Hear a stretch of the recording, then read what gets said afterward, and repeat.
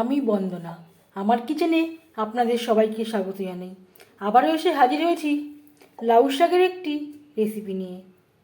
আজকের রেসিপি লাউ শাকের চচ্চড়ি। এর জন্য লাউ শাক আমি ছোটো ছোটো টুকরো করে কেটে নিয়েছি আর পরিষ্কার করে ধুয়ে নিয়েছি 5-6 বার। এবার আমি লাউ শাক কুচি করে কেটে নেব।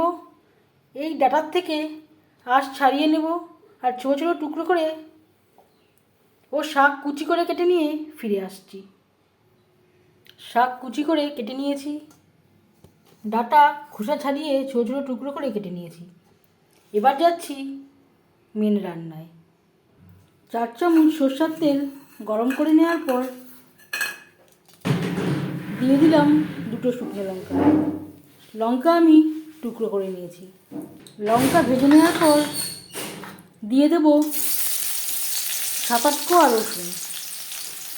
যদি আপনারা নিয়ম হিসাবে তৈরি করেন তাহলে রসুন অ্যাড নাও করতে পারেন। যেহেতু লাউ শাক একটু রসুন ব্যবহার করলে এর স্বাদ অনেকটাই বেড়ে যায়।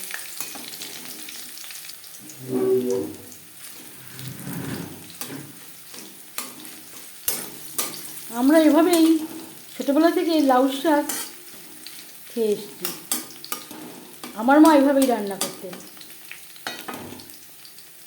যখন রসুন থেকে স্মেল বেরোতে শুরু করে দেবে সেই পর্যায়ে দিয়ে দেব টুকরো করে কেটে রাখা লাউর ডাঁটা।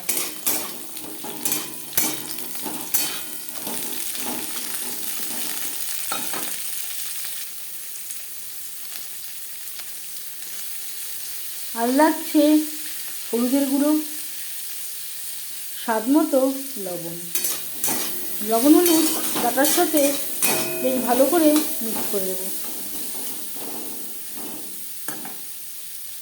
3-4 মিনিট মিডিয়াম ফ্লেমে নাড়াচাড়া করে নেওয়ার পর দিয়ে দেবো লাউ শাক। ডাঁটা সেদ্ধ হতে একটু সময় লাগে, তাই ডাঁটা আমি আগে অ্যাড করলাম। শাক সেদ্ধ হতে একেবারেই সময় লাগে না, তাই শাক আমি পরে অ্যাড করব।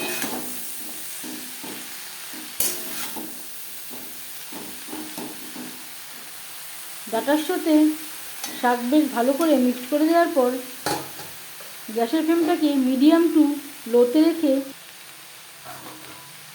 ঢাকনা চাপা দিয়ে 4-5 মিনিট রান্না করব, লাউ শাক কমে আসা পর্যন্ত। শাক প্রায় সেদ্ধ বা ভাজা হয়ে এসছে। এই পর্যায়ে দিয়ে দেব পোস্ত ও কাঁচা লঙ্কা।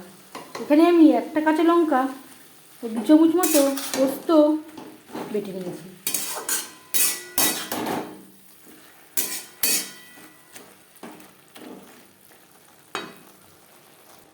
আর দিয়ে দেব মিক্সচারের জারটা ধুয়ে জল, যাতে পুরো বাটাটাই অ্যাড করতে পারি।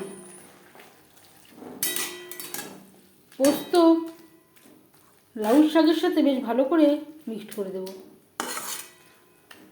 3-4 মিনিট রান্না করে নেব। আমি আর বড়ির ব্যবহার করলাম না, যেহেতু আমি পোস্তর ব্যবহার করেছি। আপনারা চাইলে বড়ির ব্যবহারও করতে পারেন।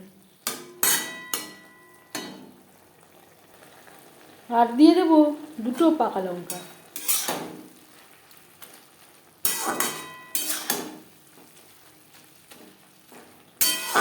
কাঁচা লঙ্কার ব্যবহার করলাম না,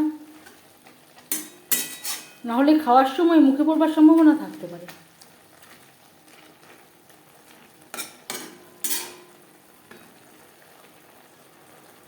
তিন 4 মিনিট রান্না করে নেওয়ার পর গ্যাসের ফ্লেমটা বন্ধ করে দেব। 10 মিনিট থেকে স্ট্যান্ডিং টাইমে রাখবো। ঠান্ডা হওয়ার পর ঠিক কেমন হয়েছে তা আমি দেখালাম।